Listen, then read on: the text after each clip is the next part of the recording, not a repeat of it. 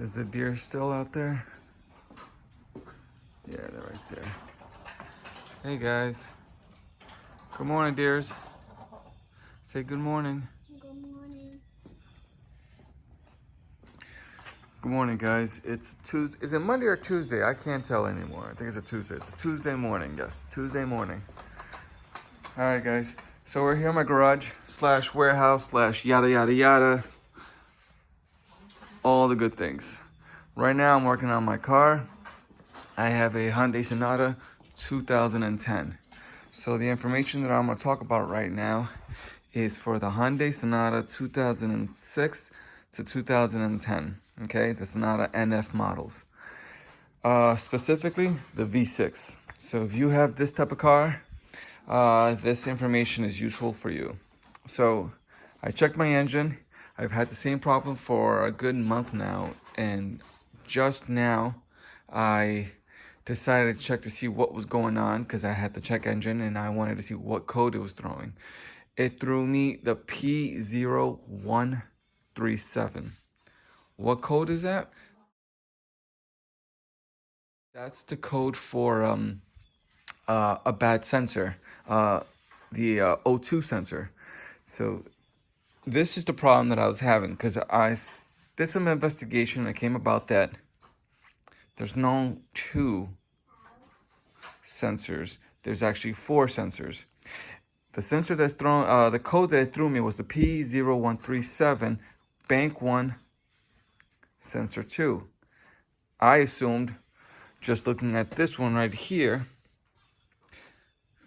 right, hold on, there you go. Let's see if I can, there you go. That one right there. There you go, perfect. I assumed that was sensor 1, and down over, hold on, puppy. There, one over there. Can I reach it? It's a little too dark. Well, there's one right. Can I get there? Right there. Right there with the brass tip. Okay, that one. I thought that was sensor 2. Bank 1, sensor 2. Bank 1, sensor 1. So I assumed, okay, so the code it threw me was bank 1, sensor 2, so I assumed it was that one, right? No. The way, because we have V6 engines and we have 6 cylinders, there's 1, 2, 3 cylinders. That's what I assumed, but I was incorrect. The first cylinder is back here because you have 6 cylinders. So the first cylinder starts over here. And because you have the first cylinder over here and this is the second cylinder, that means when your first cylinder is here, that means that's bank 1. And then this is bank 2. So in bank 1, that sensor that I just showed you, that's your bank 1 sensor 1. Your bank 1 sensor 2 is actually after the catalytic converter, which is down, well, you can see the wire. This is the wire right here that I'm touching. I should have turned on my, there you go, that wire right here. That's your bank 1 sensor 2 wire, and you just got to follow it. It's after your catalytic converter, and you're going to have to unplug that and then unscrew the sensor. Now, I went ahead and I purchased this right here. You're going to need this. You're going to need a specific tool to take out that sensor. That little gap right here, that opening, that's for the wires to go through so you can have an easy way of removing it. So I got that. I bought the sensor. Now I just got to take it out. So I did some investigation because I thought I only had 2 sensors. And luckily I was able to took my time to realize how many sensors I had and which one came before what. It was just confusing. So this is your bank 2 sensor 1. And then the other one is under the catalytic converter. That's bank 2 sensor 2, which is the one at the bottom. That's bank 2 sensor 1. Okay? It's a little confusing. Let me see if I can draw a diagram for you guys and show you an image of what I'm really talking about. But for now, I'm going to pull up. I'm going to turn on the car, let it warm up a little bit, because you're going to need to warm up your catalytic converter. So then when it's warm up, then you can easily remove that sensor, because if you do it at a cold start, down there, it's cold. It's going to be very hard to take out that sensor. So I'm going to let it warm up, and then I'm going to jack up the car and go right under and get started with it. All right, guys. Hopefully I wasn't as confusing. As I was talking, I had to make sure my kid was okay, because I saw the baby deer come around here from the corner of my eye. And oh, they left? Okay. And if my son is too near that deer, that baby deer, the other deers are going to come and they're going to get aggressive. So oh, there they are, sleeping. I just saw him go right there. You can see its little booty. Daddy. Yeah. I saw the deer running over there. Yeah, I know. I saw them too. Look, he's looking at us. All right, guys. It's a beautiful Tuesday morning. It's not as cold as I expected, but it's nice. It's a good weather to work on and not sweat. All right, guys. So let me get started. All right, guys, so we're gonna work on today is a Hyundai Sonata 2010 V6 3.3 engine. Say hello, everyone. So we're working on the O2 sensor. It's the Bank 1 sensor 2, which is located after the catalytic converter. What do they call it? Downstream. Okay. So let's get started. All right, so make sure that you guys loosen all your bolts before you jack up the car, just because it's easier. I already loosened them all. Right now it looks like you can't, but they're very loose already. All right, so now I'm gonna jack up the car and take out those bolts. All right, guys. So as I mentioned before, my code is spitting out P0137 O2 sensor, Bank 1 sensor 2. So for those that have that problem, don't know, and can't identify the location of it, I'll show you right now. So like I said, Bank 1, sensor 1 is, hold on, let me pause the video and put a flashlight on my phone, because right now I'm using a flashlight for my headpiece.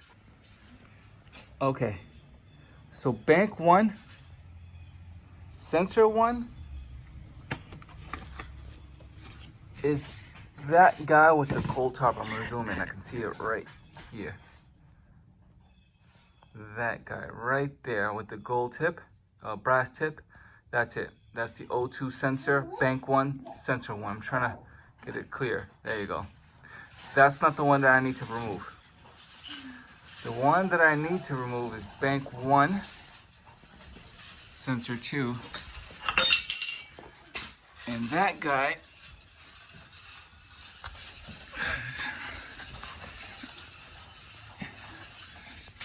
is, if I can get under, right there. And that's the dude. So I'm gonna get started. But if you guys are doing this, oh man, I can see some stains right here. This is not looking good. I'm gonna have to do something about that.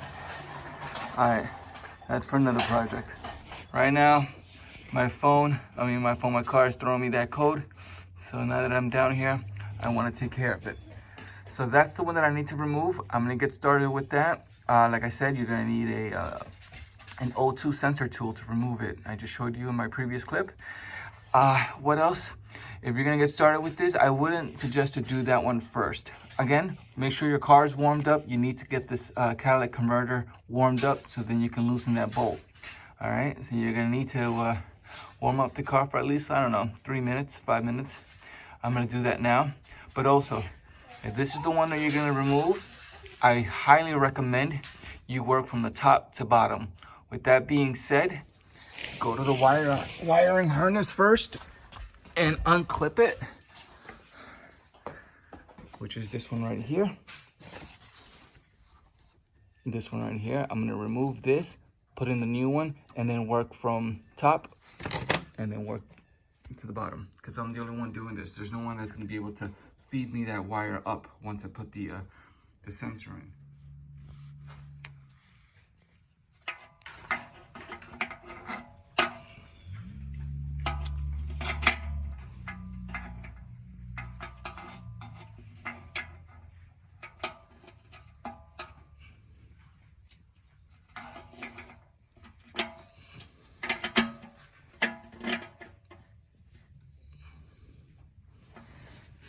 Guys, I have a tip.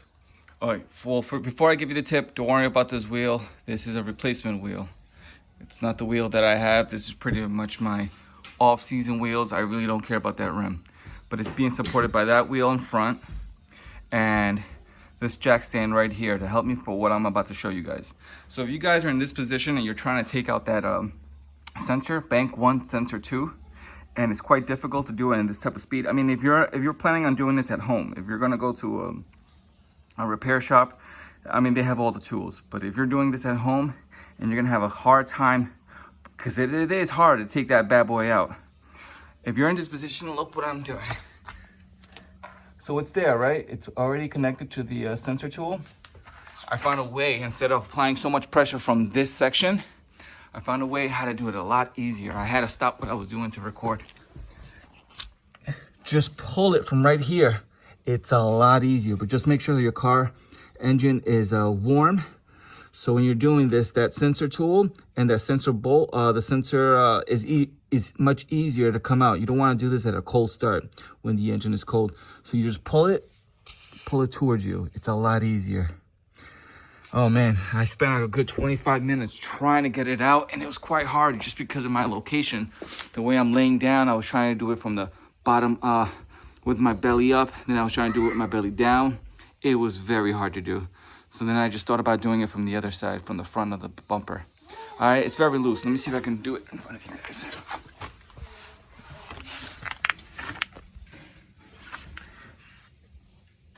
See?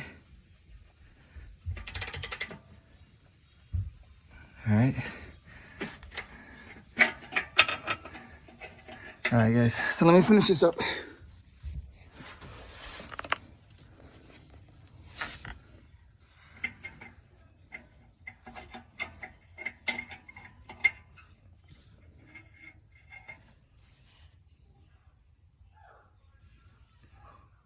There you go.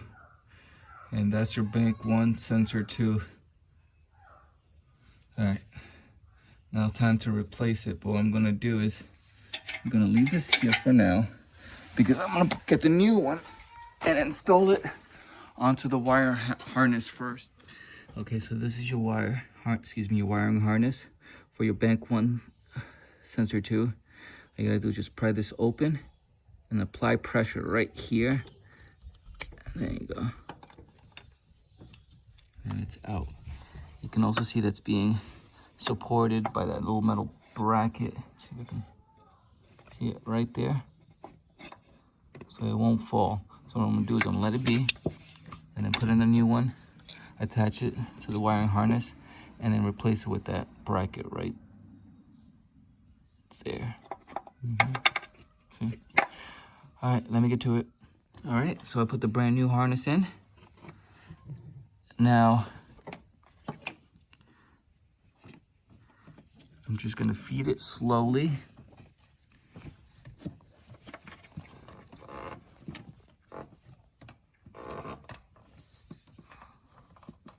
So you don't wanna drop it. Oof, I almost let it go.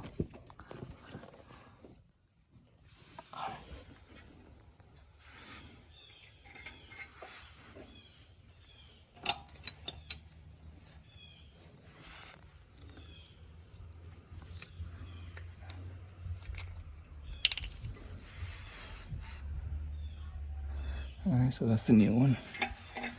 And just slowly, I'm gonna slowly tighten it by hand. I'm gonna turn off the camera because I'm gonna try to get into position. And this is the old one. Just put it there.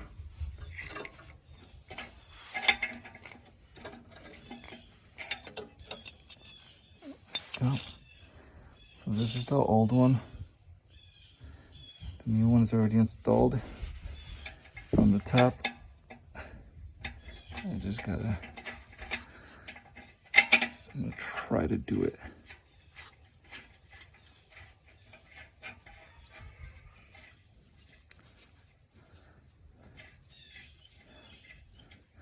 You know what? Let me pause the video. I forgot to lube the threading. Let me do that now and then finish this up because I have to head out. I'm actually going to New York right now. I live in Pennsylvania. I'm heading to New York to get my bumper. I bought a brand new bumper. Obviously, I need to get it painted, but I only paid $50 for it online on eBay. It was pickup only.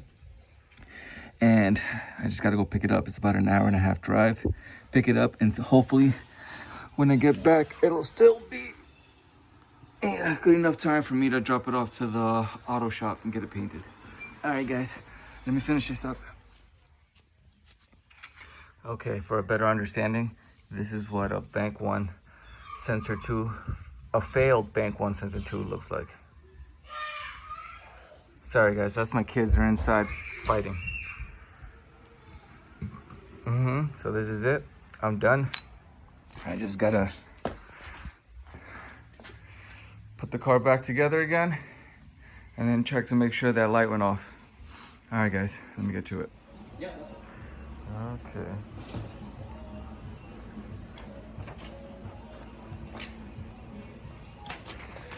Just right up here.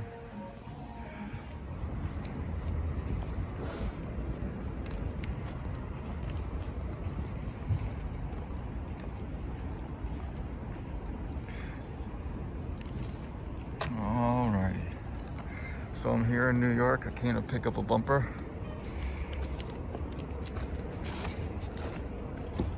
I can't go wrong. I paid. I'm not gonna try to show my name or my personal information, but right there. I paid $58. Well, it came out to tax and everything, $62 for a brand new front bumper. Of course, it's not painted, but I'm gonna get it painted by my way, by my local shop. Now the traffic to get back home is gonna be a biatch. I'm still trying to figure out how am I gonna get this inside the car, but I'll play with it. Let me see what I can do. All right, thank God for sunroof. That sunroof just saved my butt. See that right there? Sticking out. That's the corner piece of the bumper. All right. I think it's too late. What time is it right now? It's 4:47. Yeah, it's too late to get to PA, to get to the body shop. I may just do it tomorrow, but you know what? I'm glad it's right in the car. Let me show you why I want to get a front bumper. Because of this. You see this right here? This happened in the blizzard of 2000 and I want to say 11? Yeah, 2011. My car got stuck in the snow and some guy came with a shovel and a pick. He gave me the shovel and he was picking away on the ice.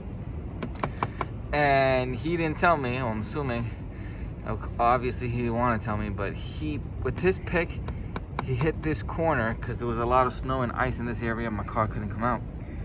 So he gave me the shovel and I wasn't watching what he was doing on this side. I was watching what he was doing. I was doing me over here.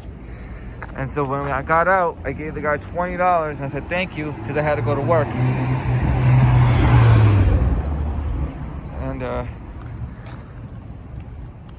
And then when I got to work the next following morning, I'm like, what is this? And I'm trying to brush it off thinking it was like a leaf or something. And it's a damn hole.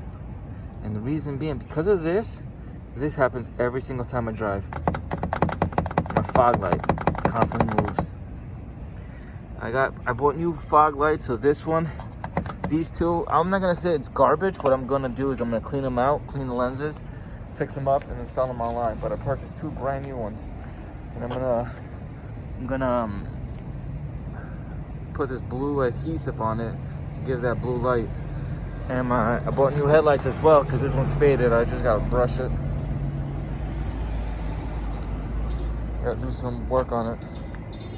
Gonna get this painted as well with a new bumper.